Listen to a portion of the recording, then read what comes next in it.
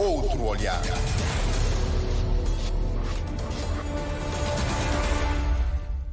João Henrique Cruz é presidente da Associação Varandinha. O município da Boa Vista comemora no próximo dia 4 mais um dia do município, mas esta sexta-feira tem lugar uma conferência, uma mesa redonda que visa discutir determinados aspectos. Cabe-lhe a si falar de questões sociais, a evolução. Que mensagem vai transmitir aos participantes? Obrigado pela oportunidade, Vera Cruz. Como sabe, desafios sociais são questões que abarcam muitas linhas de ação, não é? E nós não podemos, numa conferência, conseguir abordar todas as questões ligadas aos desafios sociais. Mas nós vamos aqui, nessa conferência, debruçar sobre 11 questões que nós pensamos ser importantes, que são questões ligadas às crianças e adolescentes, também aos idosos, à LGBTQIA, também a pessoas com deficiências, a pessoas em situação de rua, as comunidades remotas. Como sabe, nós temos 7 comunidades na Ilha da Boa Vista que estão umas longe, outras mais próximas da cidade de Salrei. Temos a questão da imigração, os imigrantes. Temos o problema ligado às nossas mulheres da Ilha da Boa Vista. Temos o problema do alcoolismo. Temos a questão ligada às drogas. São essas as questões fundamentais que eu irei, juntamente com as pessoas que irão lá estar, porque trata-se de uma conferência em que todos vão ter voz para pronunciarem, de modo a se poder ter uma ideia bem clara da situação da Boa Vista em questões sociais. Falou nas populações remotas. Temos a Zona Norte, contém 3 povoados, João Galego, Fundas Figueiras e Cabeça Taraf, ficam mais longe, são cerca de 26 km da cidade de Salrei, mas temos a Povoação Velha, que fica a cerca de 18 km. Os outros povoados ficam mais perto, mas são povoados que nós consideramos que terá que ter uma atenção especial relativamente a aspectos sociais na Ilha da Boa Vista. O que fica mais próximo é a Vila do Rabil, onde está o Aeroporto Internacional Aristides Pereira.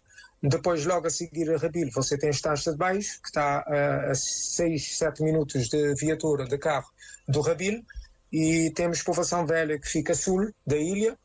Temos a Bofareira, que fica no Nordeste, e pronto, são esses os povoados.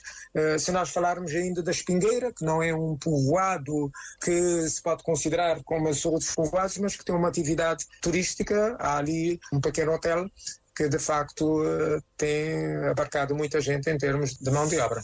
Vai levar essa questão das populações remotas porque há algum problema? Transporte? Energia?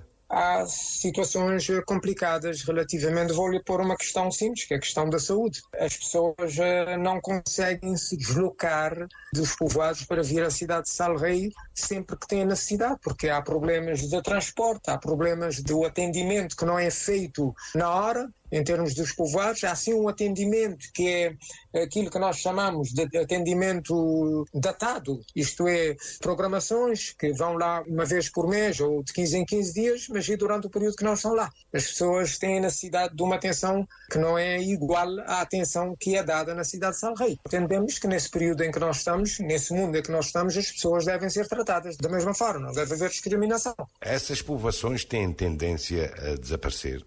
Vera Cruz, eu vou lhe dizer uma coisa que me está a preocupar bastante, que é a questão, por exemplo, da Povoação Velha. Os idosos morrem, fica familiares, e os familiares têm a tendência de querer vender as suas casas. Neste momento, em Povoação Velha, temos cerca de 65 famílias.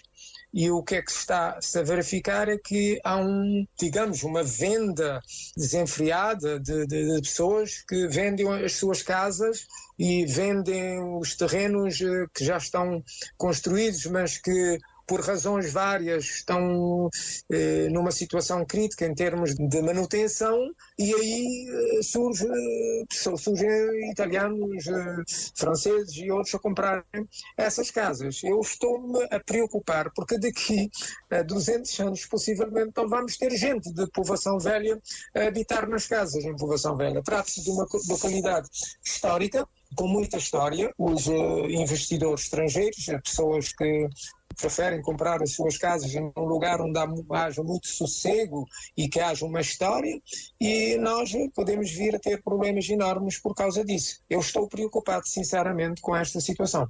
E já temos cerca de 8 casas construídas em Poção Velho que pertencem a pessoas estrangeiras. Trata-se aí de investimento externo que pode dar também emprego e movimentar o turismo. São pessoas que vêm, que fazem as suas casas para residirem, para ter um sossego, e não são pessoas que vêm para investir.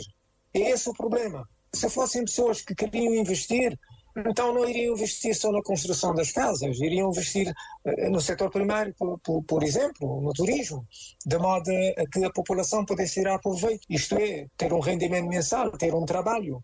E como sabe, nessas localidades remotas não chega determinados serviços e as pessoas não têm acesso a esses serviços. Temos um problema da comunicação. As pessoas de Povoação Velha têm telefone, sem dúvida nenhuma, têm móvel, sem dúvida nenhuma. Mas quando chegamos aos arredores da Povoação Velha, onde tem um tráfego enorme de excursões de turistas e da prática da agricultura, da prática da pecuária, nós temos zonas que nós não conseguimos ter acesso à internet. Não temos acesso, por exemplo, a telemóvel. Não podemos chamar ninguém porque não há rede. E houve situações de acidentes de turistas e situações de pessoas que sentam-se indispostas e não conseguem entrar em contato com os familiares.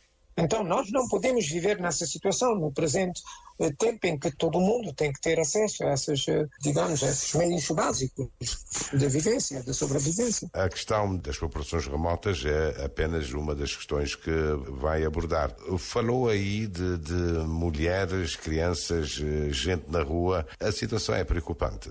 Claro que é preocupante. Repare, quando nós falamos das mulheres, entendemos que as mulheres devem ter um trabalho digno.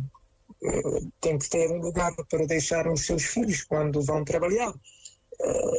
Eles têm que ter acesso à educação e formação. Você sabe perfeitamente que há mulheres que têm a sua família, mas os homens saem e as mulheres não podem sair para fazer a formação. Muitas não têm essa possibilidade porque têm que ficar com os filhos. Nós temos o problema da saúde reprodutiva, em que ainda não funciona na Ilha da Boa Vista. Nós temos a violência doméstica, deve ter conhecimento do último episódio que passou na Ilha da Boa Vista, em que uma jovem foi drasticamente morta dentro de casa. Nós temos o problema da habitação digna. Há muitas mulheres que não têm habitação, vivem no bairro de Boas Esperanças em situações péssimas, sem casas de banho. Mas são outras coisas. Está a referir-se à parte, digamos, clandestina, naquele bairro da Boa Esperança. A questão já não está resolvida? Não, Júlio. Repare que o bairro foi de facto feito um trabalho importante. Há energia, vai haver água, as barracas foram todas deitadas abaixo, mas há pessoas, as casas não são todas as casas que têm condições para as pessoas de habitarem dignamente. Muitos habitam em quartos, que não têm casa de banho. E no quarto fazem de tudo. Essa é uma situação real que se vive. Então o problema não é só a requalificação do bairro de Boa Esperança. O problema terá que ser também no sentido de fazer com que as casas tenham condições dignas para as pessoas habitarem. E não todas as casas têm. Qual é regressou à Boa Vista há muito tempo, não é? É presidente da Associação Varandinha. Tem preocupações também na área da agricultura, não é?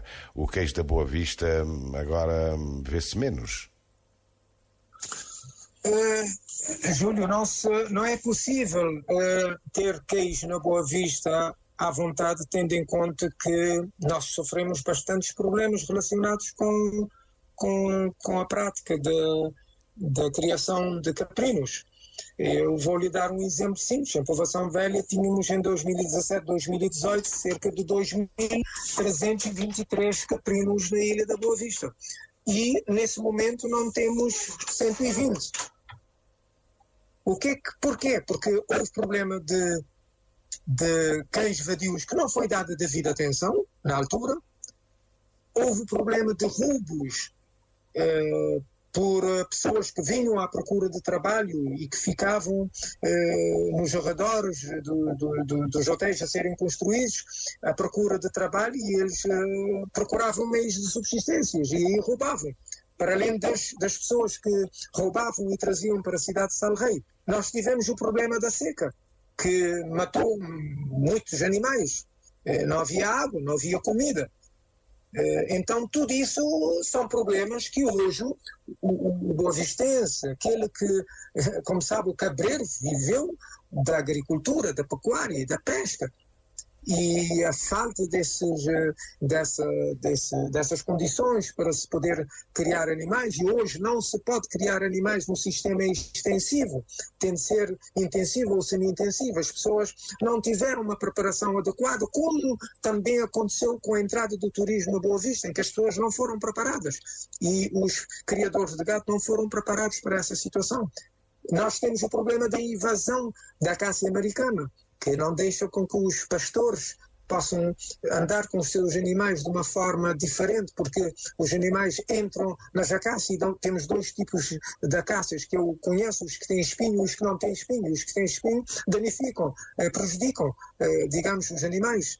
Acabam por criar problemas nas mamas, no corpo, etc, etc. Quer dizer, nós tivemos problemas grandes relativamente a essa questão da prática da criação de caprinos. Mas, neste momento, a condição já é melhor? Olha, tudo está-se a fazer para que seja melhor, mas há que haver uma sinergia entre as instituições, as organizações da sociedade civil, as instituições diretamente ligadas a esse setor, a Câmara Municipal de Boa Vista, o Governo, e também a própria vontade das pessoas em querer a mudança. Nós temos uma mentalidade em Cabo Verde em que as pessoas não querem saber de mudanças, e as mudanças quando as mudanças são no sentido de ir no caminho de tecnologias novas, nós temos que aplicar essas tecnologias, e as pessoas não querem saber disso. Isso também não ajuda. Então, sabe, são fenómenos, são muitas questões colocadas à volta, e que deve haver, de facto, uma união de esforços por parte de todos no sentido de resolver esses problemas. Senão, Boa Vista vai ficar somente ligada ao turismo, e os setores primários, que foram setores que deram vida à ilha da Boa Vista, fizeram com que, por exemplo, eu estudei. O meu pai dedicou-se à agricultura, pecuária e pesca, por isso eu tive a formação que eu tive. E muitos tiveram. E hoje a situação está completamente diferente. Os jovens não querem saber da agricultura, não querem saber da pecuária. Não há um incentivo, não há uma preparação adequada em criança para virem. Esse é o trabalho que nós estamos a fazer nesse momento, a trabalhar com as crianças, a levá-las para as hortas, a levá-las para ver o que é que de facto está-se a fazer, para eles poderem vir com uma ideia totalmente diferente, uma vontade de fazer algo para a Ilha da Boa Vista. Então, neste momento, há cada vez menos cabreiro na Boa Vista. Eu não diria que há menos cabreiro. O cabreiro nunca deixa de ser cabreiro. Sabe que a população da Ilha da Boa Vista está à volta dos 3.500 dos nativos, 3.500, quase 4.000. O restante é pessoal que vem de outras ilhas, mas nós consideramos que a boavistense agora é esse conjunto formado pelos nativos e pelas pessoas que vêm da Boa Vista que querem fazer a sua vida aqui. Alguns deles já estão a dedicar-se à agricultura e muitos à pecuária, alguns de Santo Antão, outros de São Vicente, outros da Praia, estão a dedicar-se a essa atividade. Então quer dizer que eles também estão contemplados como boavistenses que de facto querem ver esses setores desenvolvidos. Mas há que haver, como eu lhe disse, um trabalho a nível de todas as instituições, de forma a haver uma sinergia forte para resolver os problemas nestes setores. E nós somos conscientes que a Ilha da Boa Vista, a sua história nos diz que foi uma ilha que começou com a pecuária, a agricultura e depois as pescas. E neste momento o setor das pescas está completamente, como é que se diz, sem nenhuma atenção. Os pescadores da Ilha da Boa Vista desapareceram.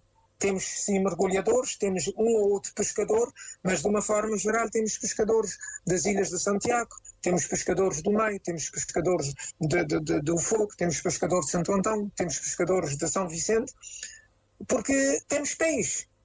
Mas o problema são as condições propícias para que os pescadores podem desempenhar cabalmente as suas funções como pescadores. E isso estou-me a referir à questão da falta de infraestruturas de frio. Um pescador que vai e que não tem gelo, esse pescado deixa de ser um pescado da primeira, porque leva sol.